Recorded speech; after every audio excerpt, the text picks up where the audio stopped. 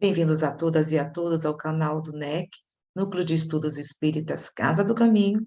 Daremos continuidade ao estudo do Novo Testamento, hoje, segunda-feira, 10 de janeiro de 2022, com nosso irmão Beto Gomes. Beto, seja bem-vindo e receba o nosso abraço de gratidão. É contigo, meu irmão. Obrigado. Olá, bom dia, boa tarde, boa noite. Quem vai ver esse vídeo depois. Mas principalmente que todos nós possamos ser abraçados e envoltos na paz de Jesus, para que Ele possa nos trazer aquilo que a espiritualidade já planejou, já preparou para o dia de hoje. Que com certeza eles têm melhores ferramentas, melhores palavras e melhores energias para poder nos disponibilizar nesse dia. Então, que sejamos todos envolvidos nessas vibrações de muita, muita, muita paz. Então, dando sequência ao estudo do Evangelho, vocês estão estudando Marcos, o Evangelho de Marcos, capítulo 7.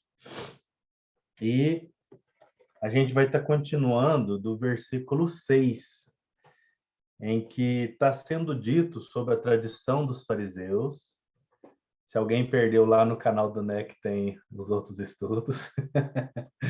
Pode estar retornando lá para fazer os estudos anteriores, os versículos anteriores, que hoje a gente vai partir do versículo 6, mas já foram feitas reflexões dos versículos anteriores, aonde que vem falando o quanto essas tradições, digamos, extremamente religiosas, ortodoxas, podem estar nos afastando da real espiritualidade. E agora vem uma fala de Jesus que por muitas pessoas é interpretado como as falas mais duras do Cristo, quando ele fala com os ditos pobres, ladrões, pecadores, etc. Ele tem um tratamento um pouco mais aproximado, um pouco mais aconchegante, acolhedor, na opinião de algumas pessoas. E quando ele vai falar com os fariseus, com os doutores da lei, com os saduceus, aqueles que entendiam melhor a lei, ele tem uma linguagem mais dura, interpretam alguns. Mas, na verdade, não funciona assim, né? A gente sabe que quando a gente fala com uma criança de 2 e 3 anos com um linguajar, e com uma pessoa adulta a gente utiliza um outro linguajar. Então, quando a pessoa desconhece totalmente um conteúdo, a gente traz o mais simples possível, o mais tranquilo possível, para que a pessoa consiga interpretar, entender, compreender e executar aquilo. Agora, quando a gente aprofunda, a gente entende um pouco mais sobre o assunto, a gente aproveita esse instante para trazer mais recursos e um maior aprofundamento para que a gente possa aproveitar. Essa é a diferença da linguagem dele para com os fariseus. Porque por eles conhecerem muito, Jesus os conversa com ele de uma forma mais próxima. Tipo assim, eu não vou falar o que você já sabe. Eu só quero pedir que você exemplifique. Vamos falar a respeito do que você sabe, conforme você interpreta.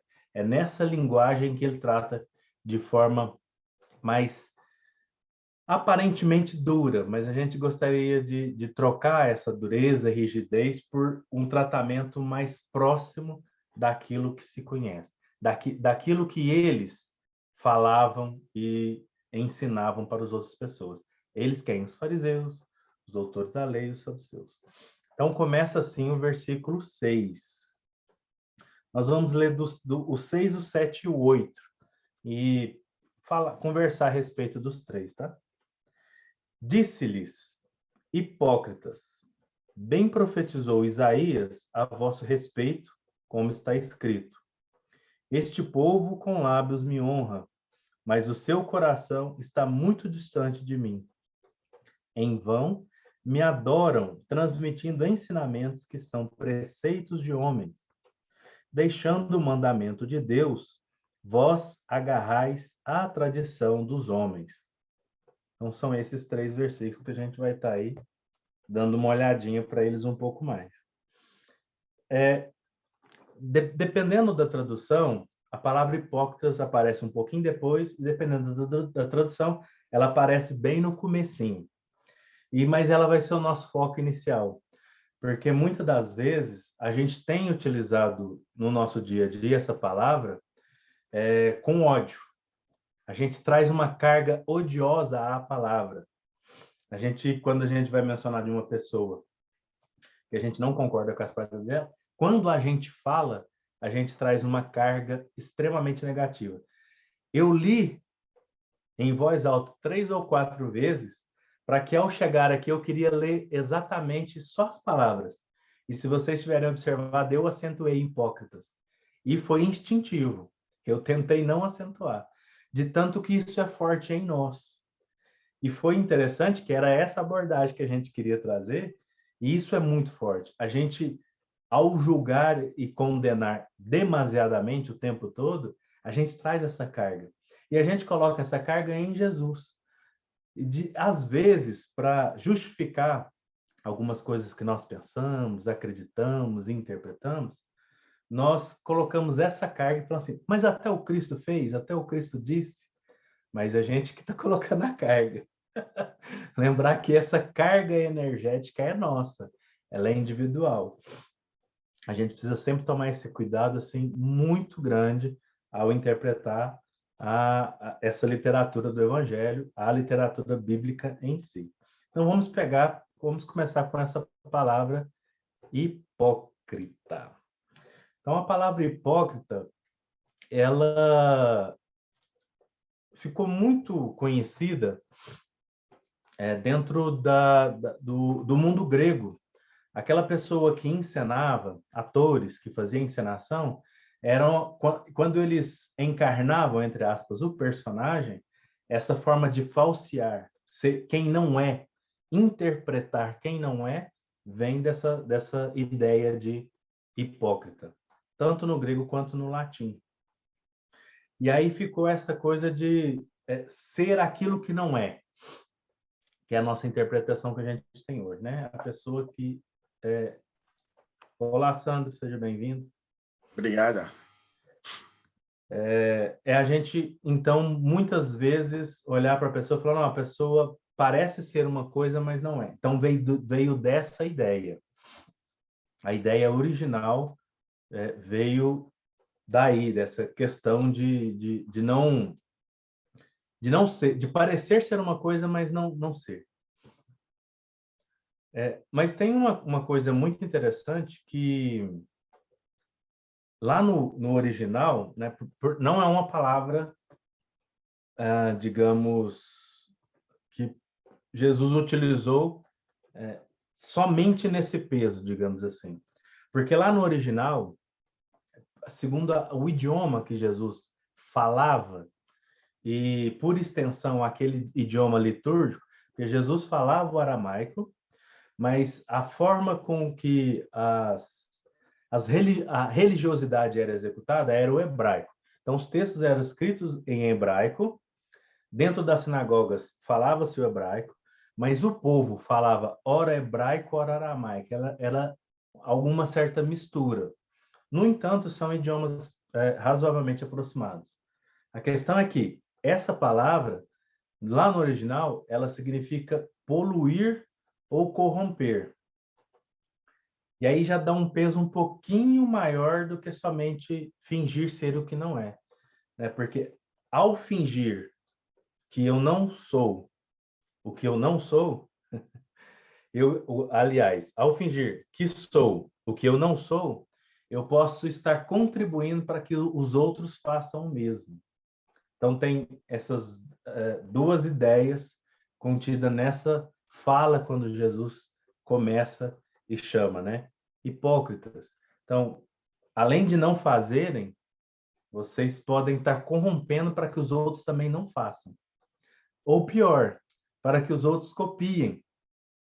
Que as pessoas falem, conversem, dizem do que é bom, mas não pratiquem. E que está tudo certo, está tudo bem. Então, essa é a carga da palavra. No entanto, eu gosto sempre de pensar para tomar muito cuidado ao uso da palavra hoje, no mundo moderno, na atualidade.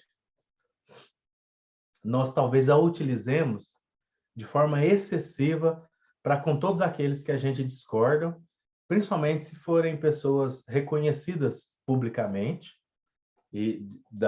espíritas ou não, né, de outras religiões, e às vezes a gente utiliza essa palavra com essa carga, endereçando esse ódio, essa raiva, que nada garante que no texto existe essa carga. O que eu estou querendo dizer é que nada garante que Jesus fala assim, hipócritas. Ele pode ter sido dito assim, hipócritas. E tem uma diferença. É igual quando a gente está dentro de um relacionamento, e aí, na maioria dos relacionamentos, o homem tem o hábito de esquecer a toalha molhada em algum lugar. E ali está a toalha molhada, e o parceiro ou a parceira vê a toalha e diz assim, benzinho, você esqueceu a toalha. Isso tem um peso.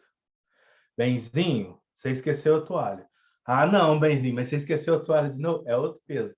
Apesar de ser a mesma frase, os pesos são diferentes. E a gente está querendo dizer que a interpretação do texto bíblico, ela traz o peso que as nossas emoções têm ao ler. Eu posso ler hipócritas com ódio, mas o ódio é meu. Eu não posso esquecer de jeito nenhum disso. Jesus não carregava ódio no coração e ele não traz essa carga de ódio na palavra. Jesus era um educador por excelência. Se a gente enxergar palavras hipócritas como um símbolo educativo, a gente já vai dar um peso diferente. E a gente está tanto tempo na palavra hipócritas porque ela vai dar o tom do restante da fala. Porque se a gente traz essa carga de que, tá vendo, é necessário ser, dentro do nosso contexto espírita, ser extremamente puro e doutrinário, porque qualquer manchinha pode atrapalhar tudo, e às vezes em busca, em busca não, mas para me colocar a verdade, eu trago com ódio. E a verdade com ódio, ela é só um instrumento de submissão. Ela não funciona como a proposta do Cristo, que é uma verdade que liberta, uma verdade libertadora, e não como uma verdade castradora. Então, dando esse tom em hipócritas, a gente pode continuar se ninguém quiser comentar nada. E aí, gente? Eu me perdi, Beto, quando você colocou os dois significados em grego, e quando os atores utilizavam isso para demonstrar aquilo que não era. Eu já estou até vendo eles com as máscaras aqui, naquela parte do teatro e tudo isso. E o outro significado? No hebraico poluir ou corromper? Corromper. Corromper eu acho que é melhor. Eita, tudo bem. Alguma coisa, gente? Por enquanto? Tá tudo claro. Não, tá claro. Obrigada. Ótimo. Então, vamos continuar. O miudinho mesmo, né? O miudinho tradicional, ele vai palavra por palavra e debruça sobre cada palavra. Mas a gente vai aqui pegar os pontos mais importantes, porque nessa proposta do miudinho, digamos, o miudinho raiz, vamos dizer assim, 3 a 4 semanas para um versículo. Como não é a proposta, a gente vai pular algumas palavras. A gente está dizendo que se alguém vir aqui do miudinho e falar, não, mas pulou tal palavra, é importante. Sim, a gente pula algumas porque não é a proposta desse miudinho aqui. E aí ele vem e fala assim, ó, bem profetizou Isaías a vosso respeito, como está escrito. E aí Isaías é um grande profeta do Antigo Testamento.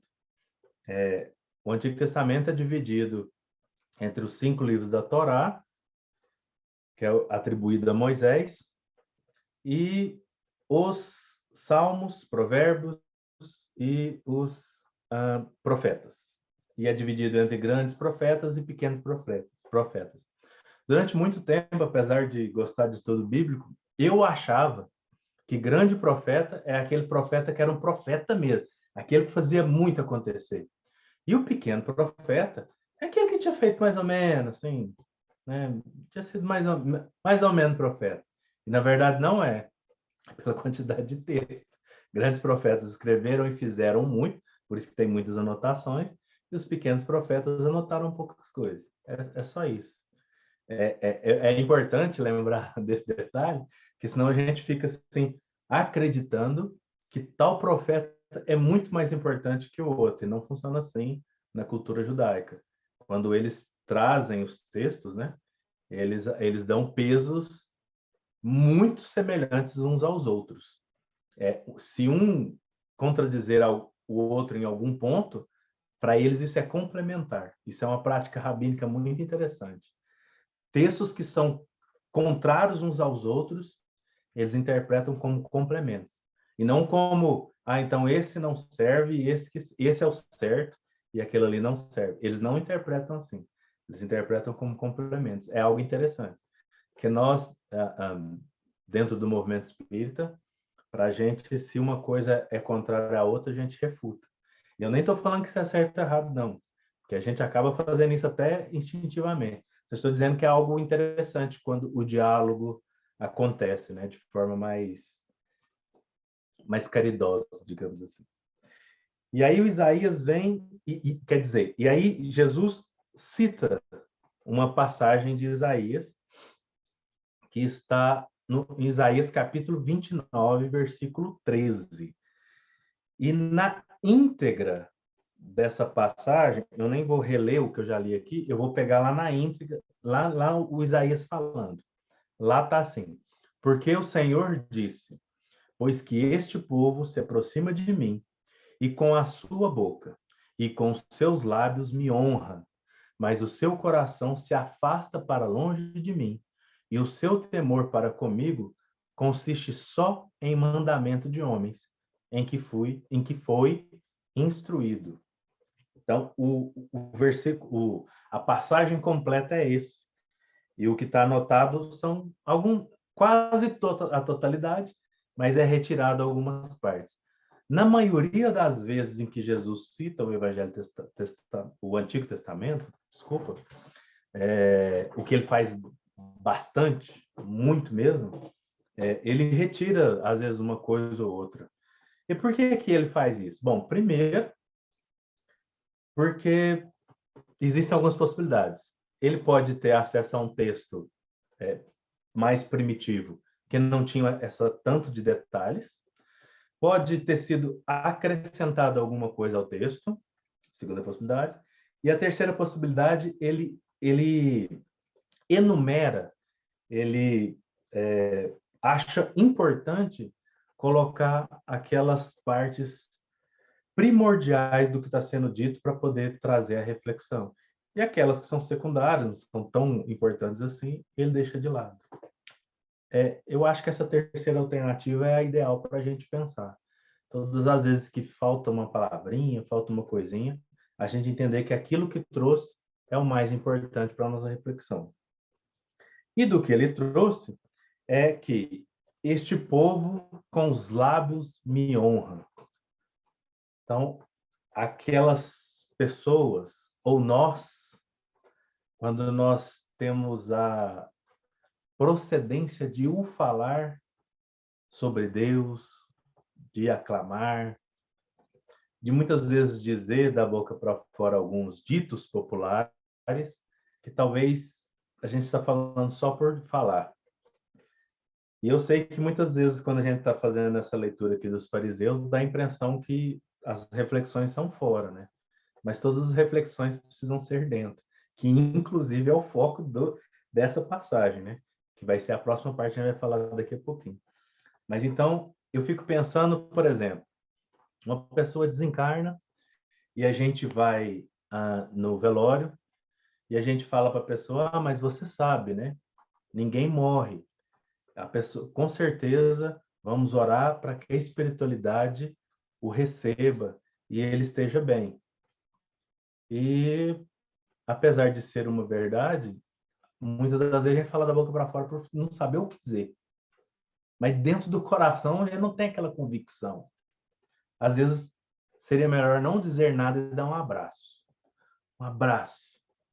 Olha, eu não sei qual é a sua dor. Mesmo que eu tenha perdido parentes, amigo, pai, mãe, alguém muito próximo, eu não sei, porque a dor ela é individual. Eu não sei qual é a sua dor, mas eu estou aqui com você para o que der e vier.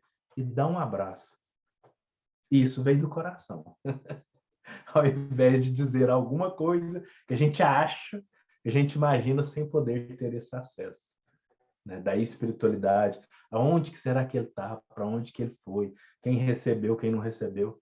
São coisas que a gente pode cogitar e que os estudos nos trazem indícios, mas naquele momento não faz o menor sentido para a pessoa se não vier do coração. Porque quando vem do coração, a pessoa sente, a pessoa recebe. Então, quando a gente for dizer uma coisa só por dizer, o ideal é que a gente fale algo mais profundo. Aquilo que o coração pede para dizer naquele instante.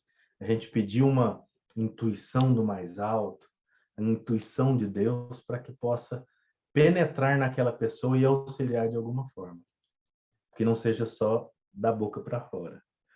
Muitas das vezes a gente utiliza, né, a boca, essa ferramenta magnífica, maravilhosa, a língua, que segundo o apóstolo Tiago é o órgão mais leve e que do tempo que se conhecia, né? Porque hoje existe um dos órgãos mais leves, digamos assim, mas pode ser o que faz mais mal, não só a nós mesmos, como a outras pessoas. A gente tomar muito cuidado com o que os lábios falam.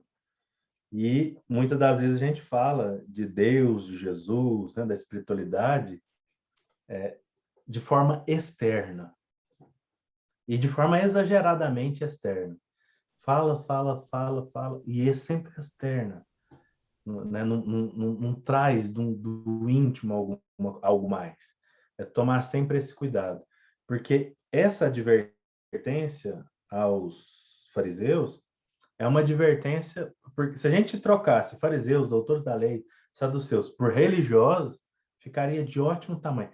E religiosos não são as pessoas que estão à frente, não. É os que buscam a religião para se sentirem melhor, para se sentirem conectados. E se a gente substituísse, a gente ia perceber que nós estamos inseridos em todos os momentos a essas advertências. De tomar cuidado que não seja só uma coisa externa. E é tão atual, né, Beto? É tão atual, é impressionante como nós, seres humanos, ainda estamos, às vezes, assim, praticando, colocando no nosso dia a dia as mesmas coisas que, quando lemos aqui sobre essa parte dos lábios e sabemos o magnetismo que tem as palavras, como pode destruir uma pessoa, porque tem força, tem energia, como nós já havíamos comentado anteriormente. E como você falou, quando uma pessoa ou pessoas adentram, seja onde for, a uma igreja, um templo, um centro espírita, qual a intenção, como estão se colocando no aprendizado da doutrina cristã. E isso foi bem colocado por você, porque muitas são as vezes que utilizamos assim esses subterfúgios como verdadeiros fariseus mesmo. Está criticando, apontando o dedo e trazendo desavenças em um grupo, como outrora que utilizaram pessoas para poder cutucar o povo e a escolha entre Barrabás e Jesus. É forte, né? Sim. Alguém quer comentar, perguntar? Todo mundo caladinho assim, gente. A gente fica até assustado. Eu também estou muito assustada. Não sei se é por causa do frio ou porque eles estão. É a reflexão. Eu acho que é porque nos obriga a pensarmos e concordarmos, falo por mim, concordar mais com isto. O que a Zélia diz é mesmo atual e muitas vezes na nossa vida e no nosso dia a dia nós lemos e estudamos e procuramos entender, mas depois trazemos muito pouco para a nossa vida e acho que se aplica muito a isso. E às vezes realmente uma pessoa fica sem coisa e depois na hora da verdade nem faz nada.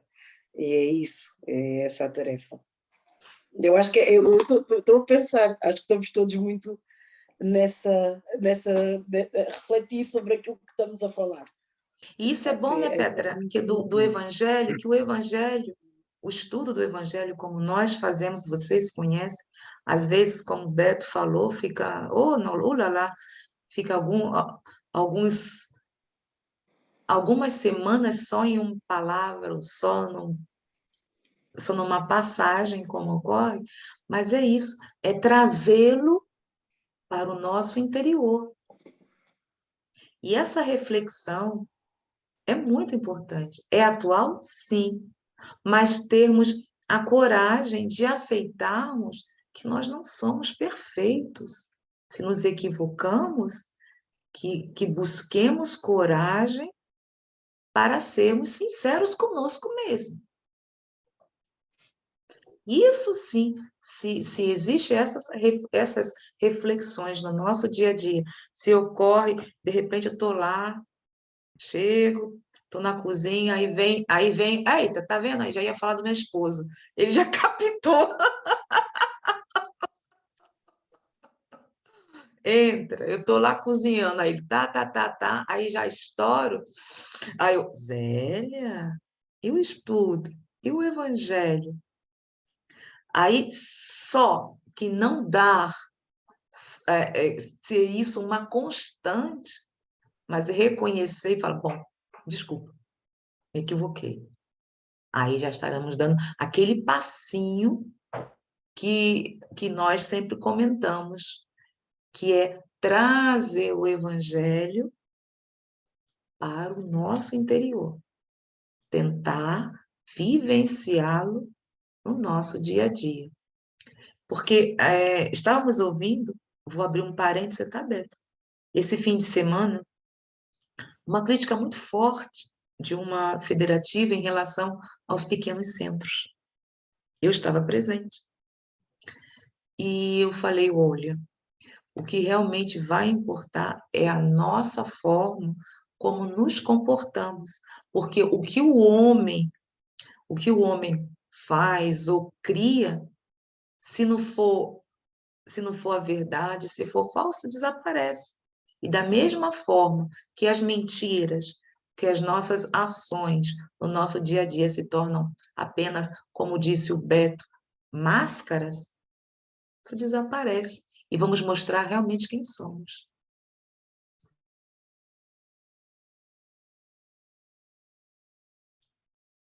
Sandro, você tinha tirado o...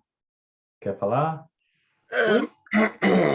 Hoje está complicado, que isto hoje está tão profundo que está complicado de falar, porque ao fim e ao cabo é exatamente aquilo que muitas vezes nós guardamos lá no fundo e que chega uma altura que não basta só o facto de nos darmos conta de que agimos mal, mas que se calhar temos que pensar um pouco na próxima fase, do que não é só estou a melhorar porque já me dou, já tenho consciência de que eu vejo que faço mal e consigo pelo menos parar em algum momento. Acho que tenho de ir um bocado mais profundo, em que tenho que passar mesmo pelas ações diárias, tenho que passar por vivenciar, não da maneira como estudamos, mas em nós mesmos. E é realmente esse o grande desafio, e muitas vezes é esse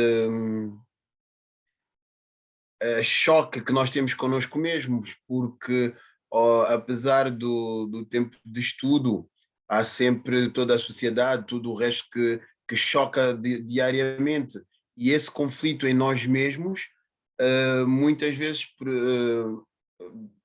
advém toda essa mentalização e sim, termos consciência é interessante, mas o passarmos à frente é que é o difícil quando esse choque é diário. Era só isso. É isso aí. Mas não vamos desanimar, viu, gente? Apesar da gente trazer essas propostas profundas, o evangelho ele é profundo mesmo. A gente precisa pensar que essas lições só chegam àquelas pessoas que estão preparadas para poder caminhar através das boas novas que chegam. Outrora a gente era tão desligado de tudo isso que Jesus Cristo passava na nossa frente e a gente nem percebia que era ele. Então vamos animar, que se isso já começa a incomodar, já é sinal de estar caminhando na jornada correta, tá? E, afinal de contas, o evangelho é alegria, né? É uma boa Alegria, né? nova, é alegria, né? E é isso aí. Vamos lá, né? Vamos lá. E aí, na primeira parte, ele fala dos lábios, e na segunda ele fala, mas o seu coração está distante de mim. E a gente precisa lembrar que a ciência moderna demonstra que a emoção e o sentimento não reside no órgão coração, né? Ele reside no cérebro, o cérebro que comanda isso. No entanto, eu não sei vocês, mas quando vocês passam assim, uma situação de sentimento profundo, quando o filho está longe, a filha, a esposa, pai ou mãe, viaja, fica um tempo longe e tal, a hora que chega, não chega a doer o peito. Parece que o peito não dói a cabeça, dói o peito. Os judeus, percebendo isso no corpo deles, entenderam que o coração era a sede do sentimento e das emoções. Por isso eles interpretaram assim, porque dói organicamente aqui. O que é muito interessante. Eu acho essa parte interessante. E por ser a sede das emoções e sentimentos, que Jesus sempre menciona o coração. Eu sei que todo mundo sabe disso, mas a gente gostaria de estar lembrando por que ele fala aqui do coração. E o que é sentimento? O que tem de mais moderno hoje de entender que as nossas emoções são respostas do nosso corpo, respostas fisiológicas, para quando acontece qualquer coisa fora. Medo, angústia, ciúme, são para que a gente tome uma atitude rápido, né, em caso de perigo, por exemplo. O sentimento, não. O sentimento é aquela emoção acontece, eu raciocino a respeito dela e assumo ela para mim ou não. Por exemplo, sinto raiva porque alguém falou alguma coisa. É a parte da emoção, é orgânico, faz parte. Aí eu vou escolher cultivar aquela raiva até ela se transformar em ódio, ou não, vou deixar para lá. A pessoa, assim como eu, é uma pessoa imperfeita e não consigo, né? Larga para lá e perdoa. Essa escolha faz o tipo do sentimento vibrar no coração. Por isso que mais à frente Jesus fala sobre isso, do que a boca fala, do que o coração está cheio. É por causa dessa ideia de quando transforma em sentimento. O que ele está falando aqui para a gente, então? É que os fariseus, então, estão falando da boca para fora sem sentir nada a respeito daquilo. É pior do que ódio nesse sentido. É por isso que ele, às vezes, é muito incisivo. Nossa, gente, mas pior do que ódio? Por quê? Porque quando a pessoa fala que está com raiva de você, que está com ódio, se você passar em tal lugar, ela fala que vai fazer alguma coisa com você, você sabe disso, você toma cuidado. Agora, quando a pessoa vem com toda uma fala mansa, e faz com que você dê toda a credibilidade para ela, e ela faz alguma coisa contra você, aí está o ponto da hipocrisia. Viu tanto que é forte? O quanto ela é nociva. E por que ela é combatida com uma certa veemência? Porque ela é muito nociva. Se você vê um leão com fome, você não vai passar perto dele. Mas se é um gatinho, você passa porque sabe que você não corre risco. Agora, se o leão vira um gatinho, uma coisa que na realidade não funciona, mas dentro dessa proposta, dessa metáfora, é o que ele está propondo, a gente pode estar correndo um risco sem perceber. E o pior, um risco para nós mesmos. Porque às vezes a gente está adornando de virtudes que ainda não temos, e quando essas virtudes precisarem aparecer, a gente vai ficar muito frustrado. E como é que a gente vai conseguir se perdoar? Por exemplo, não, eu tenho facilidade em perdoar, as pessoas chegam próximo de mim, faz tal coisa, eu entendo o chamado bonzinho, que muitas vezes a gente tá nessa pele do bonzinho. Mas aí quando é uma coisa muito grave, a gente vai, perdoa um aqui, perdoa ali, perdoa acolá e tal. O dia que a gente estoura, que o Evangelho segundo o Espiritismo chama exatamente de cólera, nossa, aquela uma pessoa recebe a carga de todas as outras 30, 50, 100 que a gente fingiu ter perdoado atrás. É para não ter esse fingimento que Jesus fala, olha, cuidado com as suas emoções, com os seus sentimentos, para que isso não estoure em cima da pessoa que não tem culpa. E por que eu estou pondo entre aspas? Porque a pessoa pode até ter feito alguma coisa, mas aquela carga só está indo toda para ela porque você foi juntando com todas as outras que você não teve coragem de juntar, de falar anteriormente. Significa, então, que toda vez que eu tiver raiva, eu tenho que falar para a pessoa e despejar nela? Não. Eu posso me expressar e falar, olha, eu acho que você ultrapassou um limite. Eu acho que você não deveria ter feito isso. Acho que você não deveria ter falado aquilo. O jeito de dizer é muito importante. No entanto, você fala, agora eu estou com raiva, não consigo pensar a respeito, não consigo te tratar tão bem quanto eu queria agora. Então, deixa eu ficar um pouquinho mais afastado, deixa eu refletir a respeito de tudo isso, depois a gente volta e conversa. Pronto, eu estou falando para a pessoa que eu estou com raiva, mas com jeito. Agora, se eu despejo nela, tudo aquilo vem todo aquele sentimento que a gente estava falando agora mesmo, que eu já raciocinei sobre ele, que eu já arquitetei, eu já pensei, e que lá no fundo eu só falei assim, nossa, eu só não enforco essa pessoa porque eu sou espírita, eu só não enforco porque eu sou cristão. E só de falar isso, seria o próximo item no Evangelho segundo o Espiritismo, que fala logo depois disso, é o pecado por adultério. Ao adulterar mentalmente, eu já estou matando a pessoa. Eu estou enviando para ela vibrações nocivas e perigosas. É para não deixar chegar nesse momento que eu preciso ir cuidando o tempo todo. E me tratando para não chegar nessa profundidade onde esse sentimento totalmente transmutado em coisas negativas possa atingir outra pessoa, porque já está me fazendo tanto mal que eu preciso dividir com outras pessoas. Olha que loucura. Que eu vou semeando, cultivando em mim, isso está me fazendo mal. Está fazendo tanto mal que não cabe em mim, e eu quero fazer mal para o outro. Para ver o quanto que uma coisa aparentemente simples que Jesus disse aqui acontece conosco no dia a dia, se a gente não tomar os nossos cuidados diários. No entanto, a gente não pode trazer isso e pensar que somos robôs, né? Não, então tá bom, vou policiar tudo que eu falo, que eu penso. Não funciona assim. As nossas emoções, elas não são racionais. As emoções irão acontecer. O que precisa ser racional é o que fazer com ela depois que ela acontece. Essa é o nosso desafio. E o menosprezo, Beto, onde se enquadra nesse contexto? Porque muitas vezes temos assim atitudes de menosprezo mesmo, né? Que, perdoa, ou então não, mas aquela pessoa ali não sabe nem o que está fazendo, aí fica sem querer menosprezando o comportamento ou o ato daquele que está ali ao nosso lado.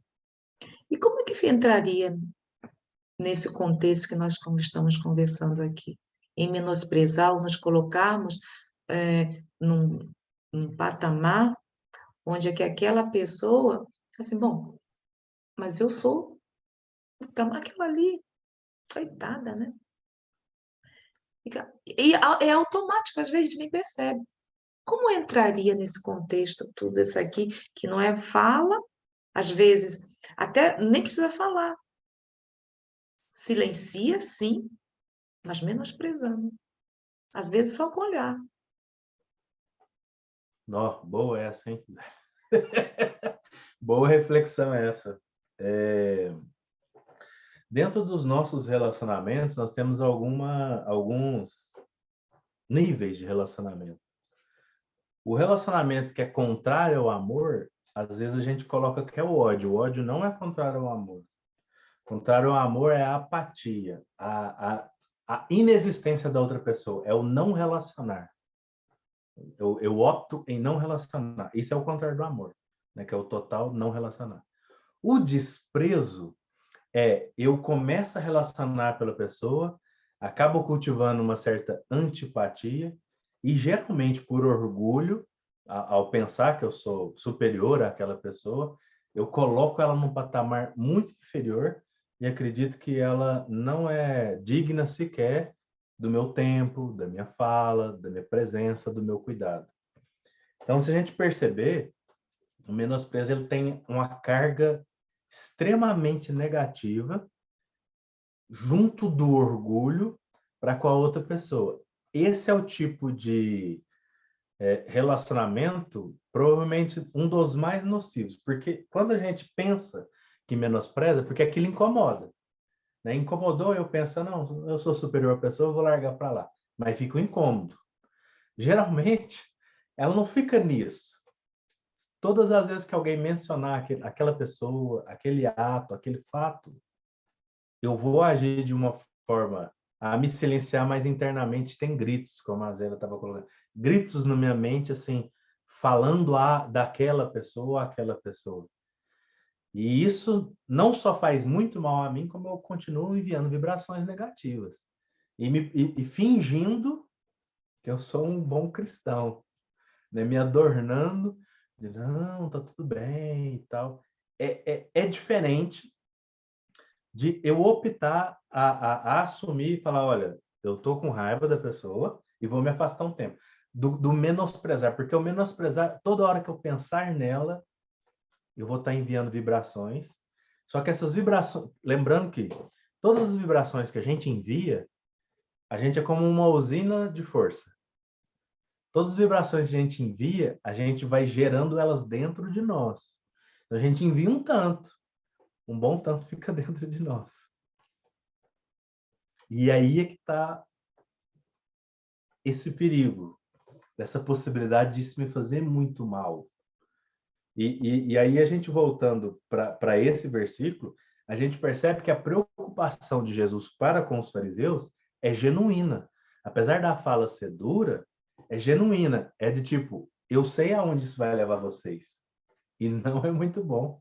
Vocês estão cultivando coisas internas que podem atrasar a evolução durante muito tempo e levar ainda um monte de gente junto com vocês. Isso não é bom, isso é nocivo, isso é perigoso.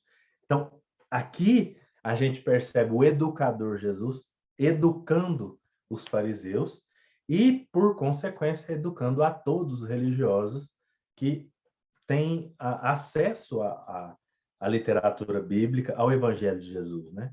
Porque esse Evangelho é para ser luz aos nossos corações e iluminar as nossas sombras. A luz que ilumina a sombra, ela não destrói a sombra. Se a gente pegar e iluminar qualquer coisa, vai perceber que havia uma escuridão intensa. Agora existe um restinho de luz aonde não, de sombra, aonde a luz não está. Mas se eu estou aqui com o dedo e eu ilumino aqui tem luz e aqui ainda tem sombra. Se eu for dar uma volta, em algum lugar ainda há sombras. É entender que nós ainda estamos nesse estágio. E que só deixará de ser sombra em todos os lugares quando eu me auto-iluminar. Essa é a proposta de Jesus, a auto-iluminação. Agora, fingir que eu tenho uma luz que eu não tenho, quando as sombras mais densas aparecerem, em que eu vou apoiar para iluminar? Como é que eu vou caminhar? A gente percebe que a preocupação dele com os fariseus é genuína. Parece que ele está aqui só para falar, não, larga eles para lá. Pelo contrário, ele está ali próximo e falando para eles, vocês conhecem tanto, toma cuidado, né? São coisas que eu não precisava nem estar ensinando vocês, mas eu vou repetir de outras formas. É mais ou menos quando uma pessoa está dormindo e a gente chega lá e fala assim, acorda, e a pessoa não acorda, a gente está atrasado. Aí a gente acorda, e a pessoa não acorda. Na terceira vez, acorda, tá na hora. É mais ou menos isso. Da intensidade ser maior devido à necessidade e urgência do momento.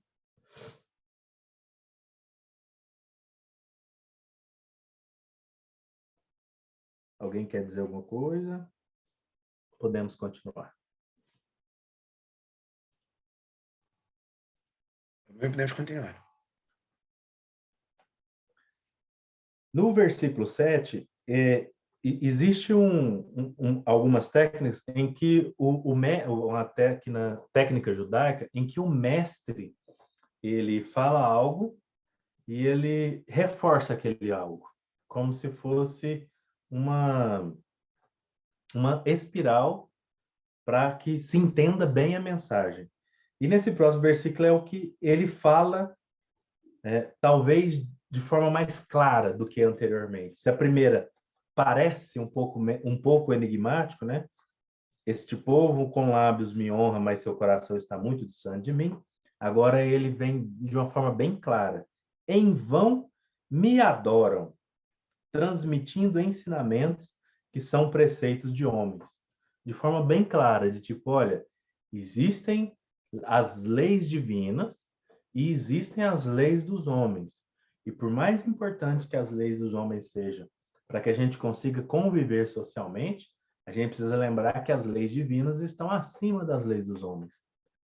Então, se Deus falou, não matarás, e eu fico arrumando um monte de desculpa para poder matar, eu estou buscando preceitos humanos para uma questão minha, pessoal ou de um grupo. Por exemplo, esse mandamento, que está em Êxodo. A palavra original, lá, o matarás, ela é usada somente lá como matarás. Ela, se fosse interpretar inteira, ela seria, você não sairá de si e tirará a vida de outra pessoa. Chegar e tirar a vida de outra pessoa. Pessoas utilizaram esse entendimento para dizer que um governo, então, pode tirar a vida de uma pessoa se ela é perigosa para a sociedade. Olha que interessante. É um preceito humano. Porque na lei está falando não mata, não tem exceção, não tem outra questão, não tem uma vírgula, não tem e se, não matarás. E dependendo de quem for, se lá no nosso íntimo do coração a gente foi cultivando algum tipo de ódio, nós, em algum momento, poderemos falar assim, não, mas esse aí merecia. E a gente precisa ter na mente, assim, concreto. São preceitos humanos. Não é a vontade de Deus. A gente não pode substituir uma coisa pela outra. É o que o profeta Isaías fala lá atrás, é que Jesus repete aqui. E ter isso claro já auxilia em tomarmos as rédeas da responsabilidade daquilo que a gente entende como certo e errado. Vamos chamar assim, como correto e incorreto. Então, se eu entendo que uma coisa, a forma com que eu vou dizer uma pessoa precisa ser aquela, e se ela vai se sentir morta por dentro, porque eu fui duro demais, porque eu fui grosso demais, eu preciso ter assumir a responsabilidade de, nossa, talvez eu tenha exagerado e matei os sonhos de uma pessoa. A criança lá, tô vendo, acabei de ver uma criança chegando aí, a criança chega e fala, eu quero ser astronauta. E eu vi e falo, não, você nunca que você vai dar conta de ser astronauta de jeito nenhum. E eu coloco, porque quando isso acontece? Quando eu lá atrás quis ser alguma coisa e não consegui, por uma série de razões, e eu trago essa carga para a criança. Quem falou que não pode ser? A criança pode ser o que ela quiser. Se vai começar a ser hoje, pode ser o que ela quiser. Mas aí dentro de um preceito interno, de um problema e uma limitação, dificuldade minha, eu transporto essa limitação minha para a criança. E isso não é um preceito divino, por exemplo, porque o preceito divino é podeis fazer tudo que eu faço e muito mais, se quiseres. É de potências em cima de potências e capacidades em cima de capacidades. porque somos feitos em imagem e semelhança de Deus. Temos em germe em nós a sua capacidade, a sua potência para fazer do mundo uma outra coisa do que está aqui. E a gente fala para a pessoa, não, você não pode fazer. Oxe, lógico que podemos. Principalmente se estivermos pautados à construção de um mundo melhor. Que, teoricamente, quando a gente olha para o mundo, parece ser o mais difícil, mas se a gente começar dentro do mundo, do nosso lar, da nossa casa, nós estaremos automaticamente fazendo um mundo melhor. Quando eu faço a minha casa um lugar melhor para viver, eu estou melhorando o mundo inteiro. Porque é um lar a menos para ter tanta preocupação em transformar em um lugar melhor. E se eu levo isso para a casa espírita, e lá tem várias famílias, e uma só entende a mensagem e aplica na sua casa, é mais uma casa que muda. E as pessoas visitam aquela casa e uma muda, é mais uma outra casa. E assim por diante. Então, nós somos semeadores, grandes semeadores. O que a gente semeia e cultiva é total responsabilidade nossa. Mas a gente precisa ter só consciência de que estamos semeando alguma coisa.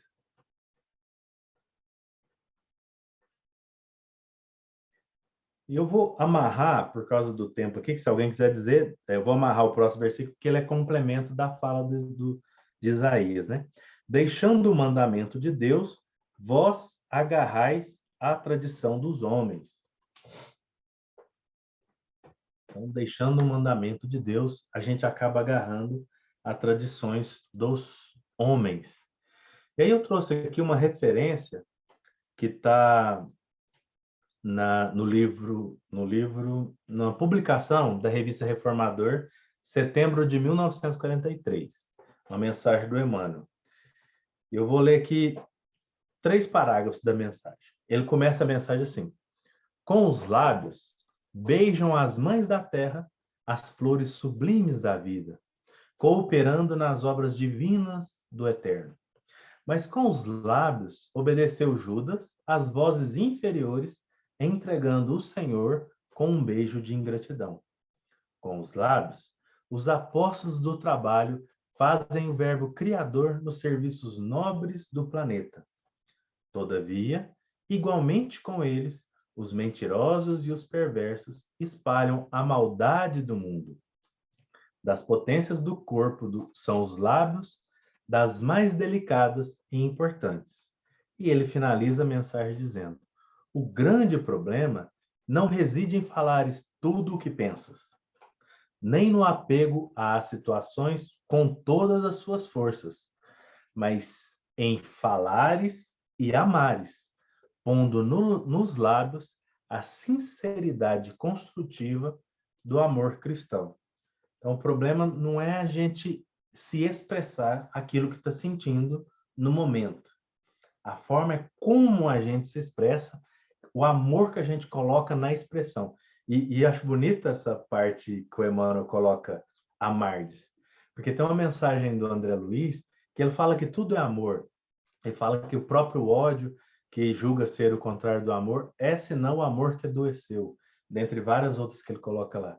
Então, ele coloca que tudo que a gente executa e pratica no dia a dia, seja a fala mais consistente, seja o abraço ou não abraço, se permitir relacionar com a pessoa ou não se relacionar, tudo isso é o amor que está dentro de nós que nos move.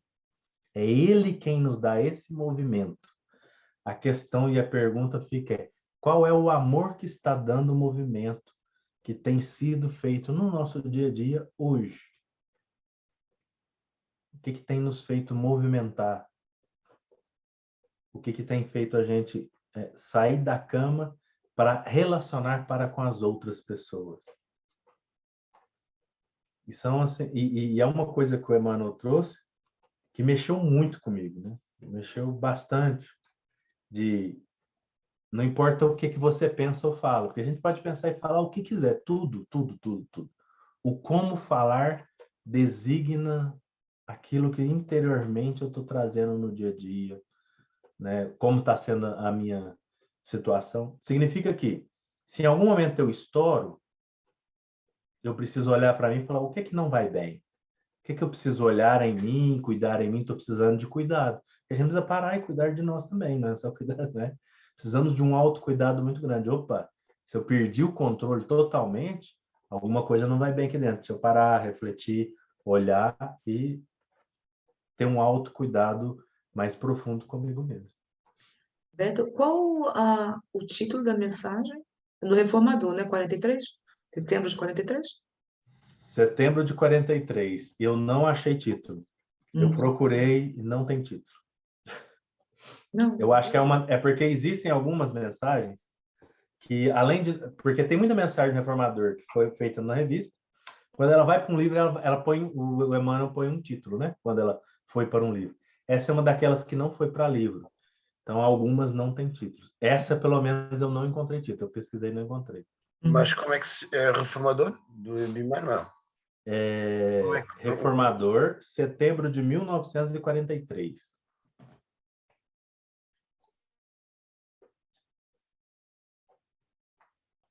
É de 1943.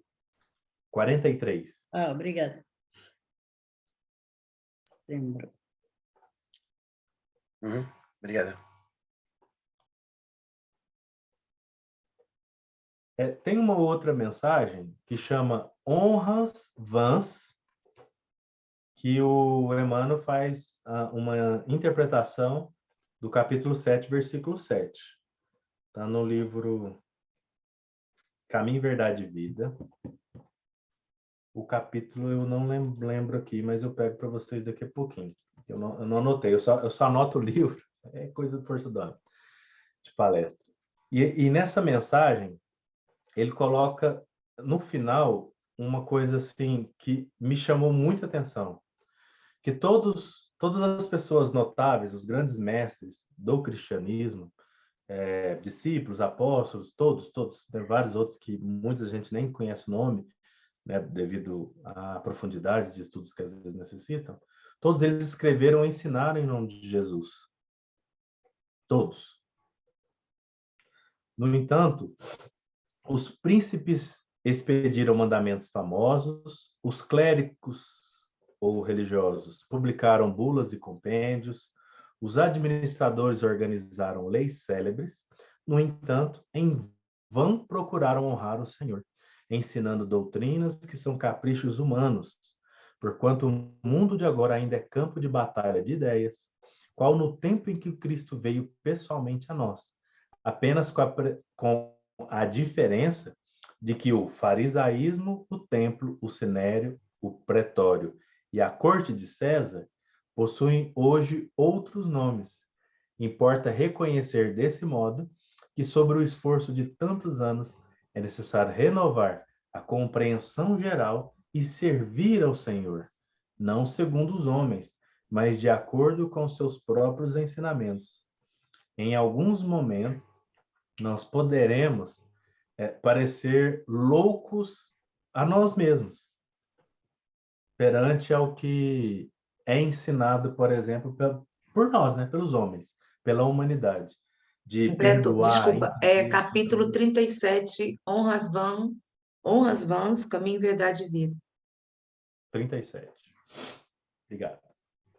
E aí a gente pode estar, assim, pensando que estamos fazendo algo divino, digamos assim, mas são apenas... a gente só modificou, transmutou alguma coisa humana em divina por causa do nosso egoísmo, do nosso orgulho ou da nossa vaidade. É muito interessante tudo isso, porque eu converso muito com o Ernesto, que ele sempre diz, olha, amor, o que a boca fala, o vento leva, não está nada escrito. Aí eu falei, mas tem a carga, tem a energia, né? Não, mas o vento leva, isso não está escrito, como é um suíço, né? Aí fala, porque aqui tem, para quem conhece, tem que ter documento para tudo, tem que ter carta para tudo. Então, eu achei muito interessante do que tu estás conversando, e também em relação a como nós encaramos, às vezes, o que dizemos, como nos comportamos, como até em relação a isso, que para nós não é importante, não são importantes as palavras, o nosso comportamento, como você acabou de ler aqui em relação ao Emmanuel, capítulo 37, mas o efeito que isso pode dar, até machucar, traumatizar, é grande.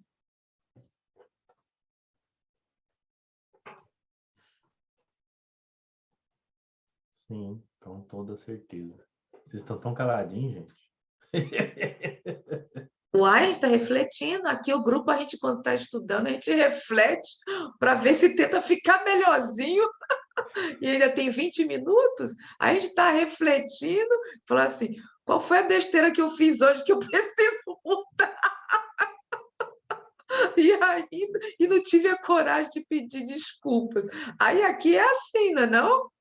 Vai, fica refletindo para ver se da próxima a carga vai mais branda. Eu queria fazer uma pergunta, mas tem um barulhinho aí de fundo, tá? Não tem jeito de eu tirar. Roberto, você falou sobre autoiluminação, né? Que Jesus nos ensinou. Eu achei bem legal. E você falou que a gente tem que ter um autocuidado, né? Com a gente mesmo, né? Para a gente saber equilibrar esse nosso lado bom e lidar com o nosso lado mal, né? E aí você está falando da dualidade que tem dentro de cada um de nós. E então, se a gente não sabe lidar com esses nossos dois lados, você acha que isso é uma autossabotagem? Porque conhecimento a gente tem, mas a gente não lida com isso, né? E então eu tenho essa impressão, é a reflexão que eu faço comigo, sabe? Que eu acho que a gente se autossabota, né? No meu caso. Porque como é que você pode ter o conhecimento e não enfiar isso dentro da tua cabeça, né?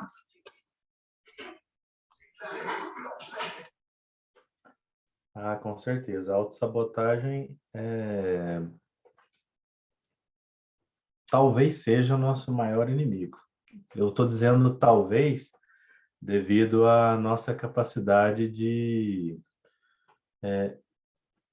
absorver as coisas. Por exemplo, quando Jesus fala assim, amarás o Senhor teu Deus com todo o teu coração, com toda a tua mente, todas as tuas forças, e ao próximo como a ti mesmo, o a ti mesmo aparece em último, mas já pressupõe que nós nos amamos. Dar-se a impressão que a gente se ama. E a gente se ama pouco. A gente geralmente é mais duro conosco, internamente falando, do que parece. Mesmo que para fora não, mesmo que a gente não externe muito isso, mesmo que a gente não admita isso nem para nós mesmos, nós temos uma dureza severa para conosco. E aí é que está.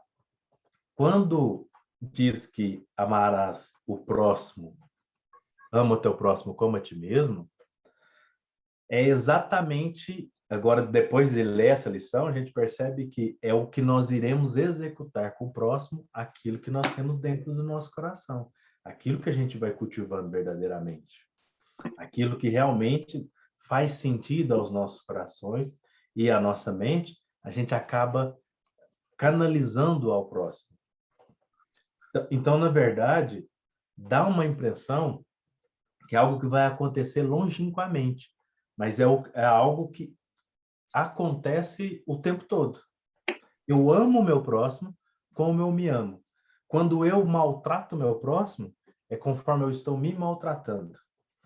E quando não é isso, nós temos atitudes egoístas que a gente acha que é amor. Que aí é onde a gente transmuta as leis divinas com as leis humanas. A gente acha que é amor. Então, nós temos algumas atitudes e, não, então, se é assim, vou ficar só na minha, vou me isolar, vou fazer agora tudo para mim, só eu, né? E de forma exacerbada, porque existem momentos que a gente precisa se autorrecolher, não é disso que estamos falando, mas daquela forma exacerbada, tipo, tudo para mim. E aí, de repente, ao ser tudo para mim, eu vou menosprezando o outro. Dá uma impressão que eu estou me amando. E isso não é amor.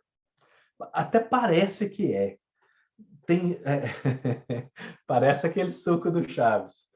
Parece de abacaxi, tem gosto de abacaxi, tem cor de abacaxi, mas é suco de limão.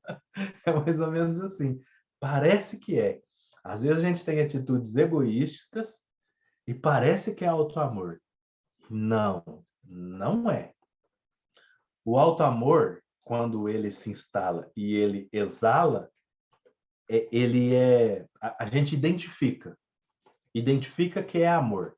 Bom, nesse instante, então, agora, eu vou estar totalmente presente, consciente de mim mesmo, e posso me amar fazendo o que eu for fazer, mas com amor. Eu vou identificar. Quando eu coloco várias circunstâncias para ele acontecer, possivelmente não vai ser amor. Eu coloco um monte de normas para ele acontecer. Aí é mais possível, para tudo a exceção, de ser egoísmo.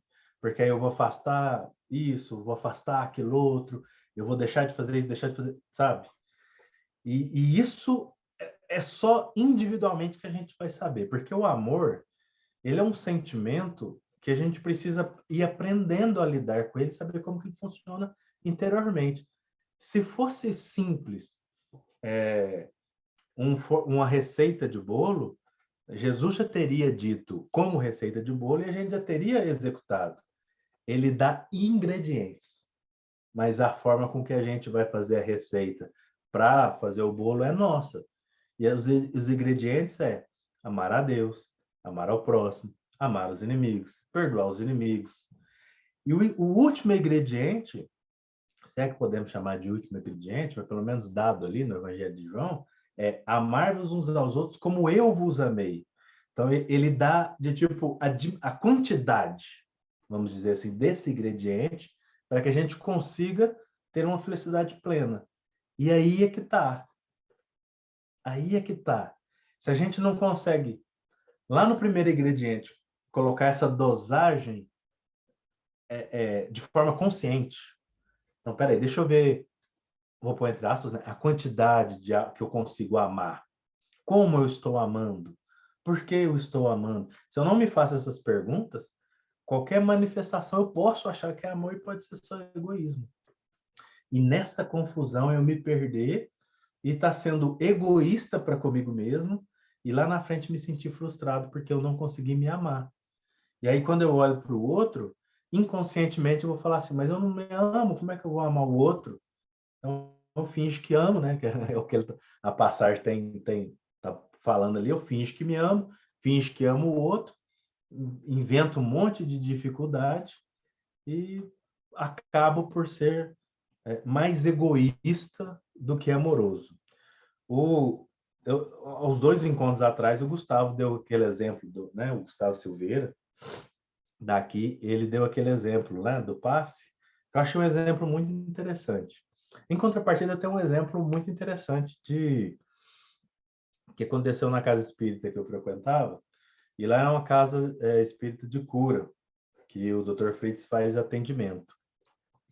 E tinha uma mulher que ela era evangélica, é uma senhora de muita idade, e ela ia lá porque ela já tinha tentado de tudo. Foi em vários médicos renomados, de outros estados, e ela tinha uma doença que não curava de jeito nenhum. Ela tinha um câncer agressivo.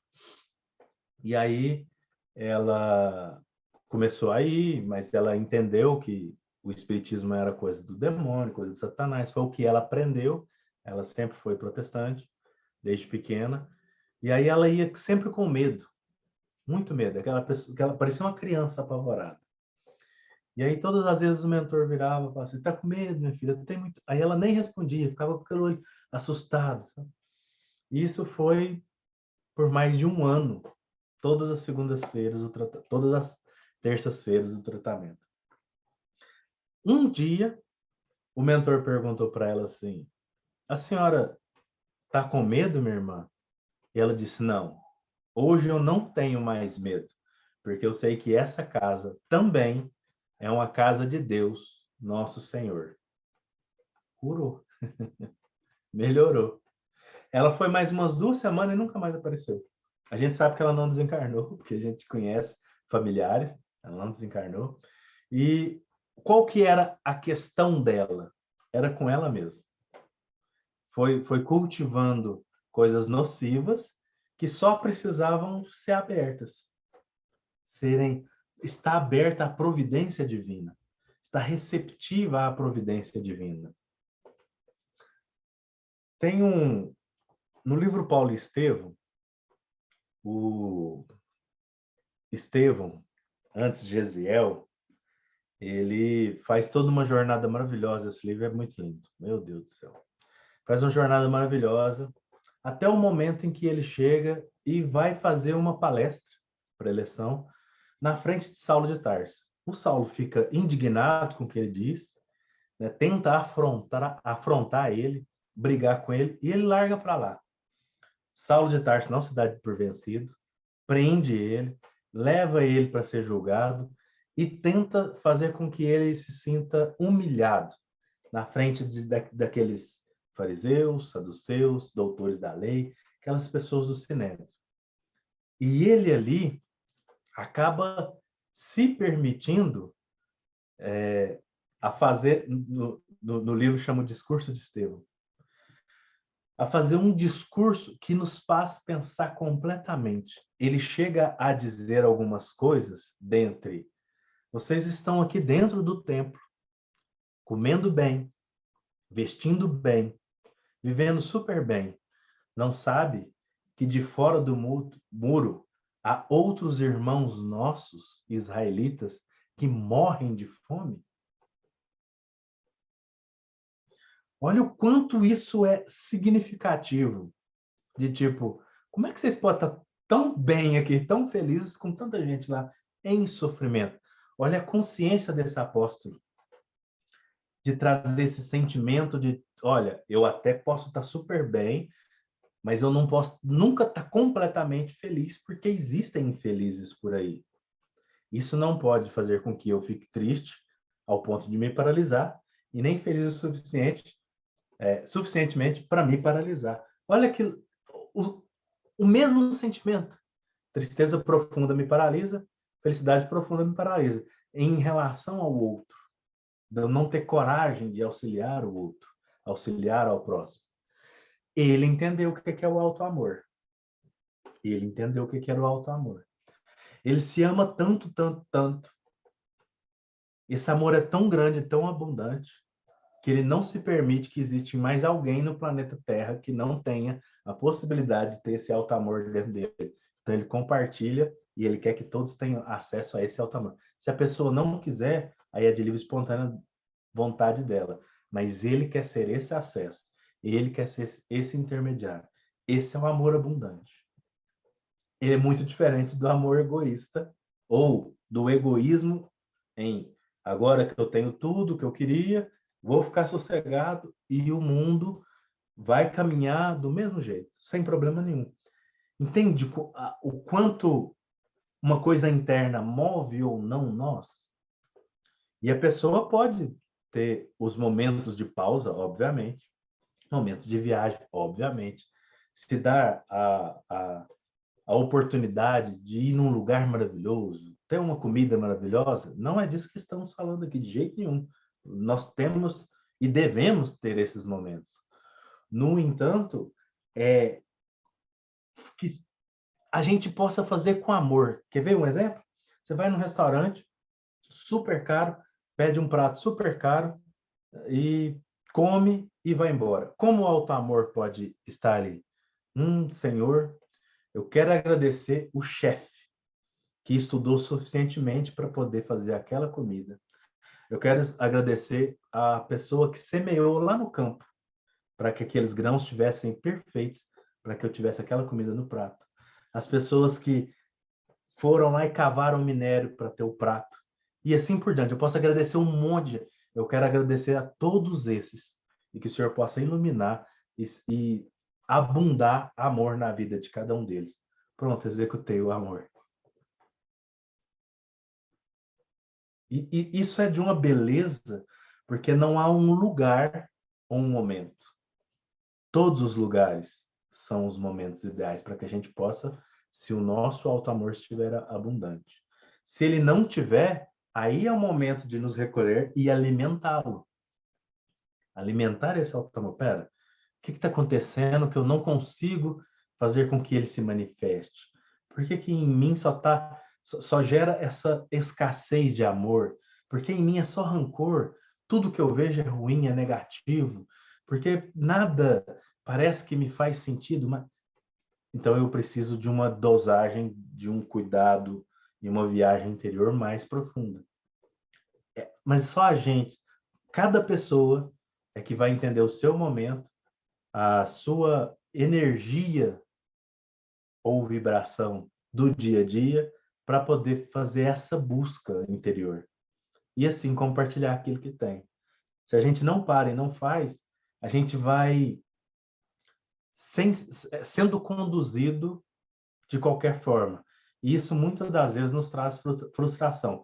Chega no final do ano, igual do ano passado, você pensa assim, nossa, eu queria ter feito isso, não fiz, queria ter lido isso, não li, queria ter ido em tal lugar, não fui. Para evitar isso, a gente vai tomando consciência do nosso dia a dia. Isso também é amor.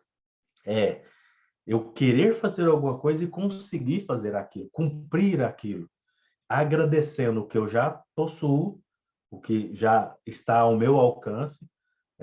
Possuir é uma coisa efêmera, ilusória, inclusive. Aquilo que está em minhas mãos para que eu possa administrar temporariamente, e aquilo que eu quero muito e desejo muito conquistar. E eu não estou falando de coisas materiais. Conquistar.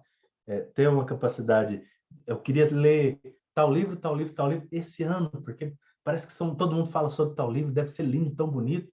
Tem 10 anos que eu quero ler e não leio. Opa, esse ano eu vou parar e vou ler. Eu vou ler. Acho que eu mereço isso. Isso é alto amor.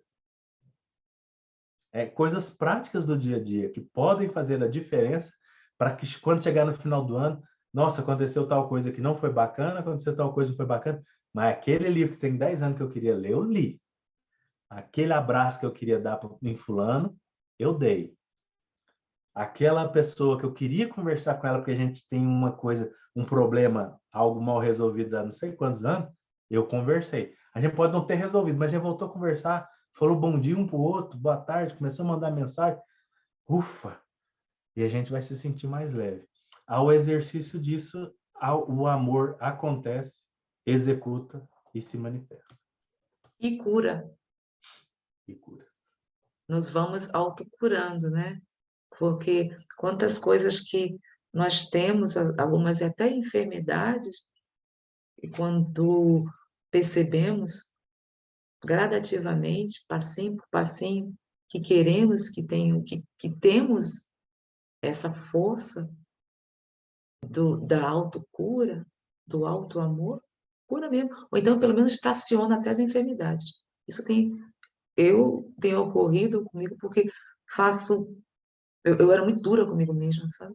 Essa coisa do perfeccionismo, porque algumas décadas atrás eu não estava bem com a parte depressiva e tudo isso, aí surgiu automaticamente o perfeccionismo, não estava bem. Quando caiu, quando eu percebi o quanto estava prejudicando o meu corpo, o meu sistema nervoso, que afetou, mas também de um outro lado, estou tentando conseguir estacionar, conseguindo. Há essa possibilidade. Há sim, essa conscientização, nós, como somos pequenos deuses, entre comilhas, né, como se diz entre aspas, podemos nos gradativamente autocurarmos com isso que você falou. Se nós ainda não sabemos o que é amor, para mim é muito complicado essa, viu, Beto, essa coisa do sentimento amor, ainda eu estou tentando começar com a gratidão. Então, eu acho que a gente procura um meio mais fácil de nos autoconhecermos, né? Bom, Alguma coisa a mais, gente? Falta um minuto, mas podemos sim estender se houver alguma dúvida ou alguma reflexão. Por favor, vocês conhecem como o sistema aqui do Casa do Caminho, e o objetivo é o estudo e estar interagindo uns com os outros. Alguma coisa?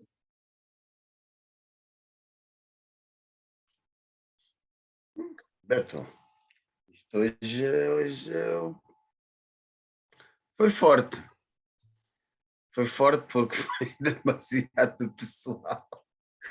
Não, é verdade, e ainda bem que tivemos a oportunidade de te ouvirmos e de nos relembrares o quanto às vezes não é assim tão difícil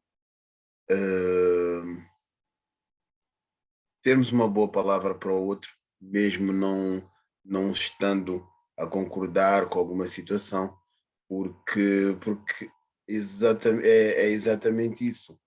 Nós não temos que concordar com tudo, mas temos que saber de que forma é que mostramos essa diferença. E eu acho que isso, sim, sem dúvida, é uma boa lembrança, porque muitas vezes nós magoamos, e nomeadamente quem mais gosta de nós e quem mais perto de nós se encontra.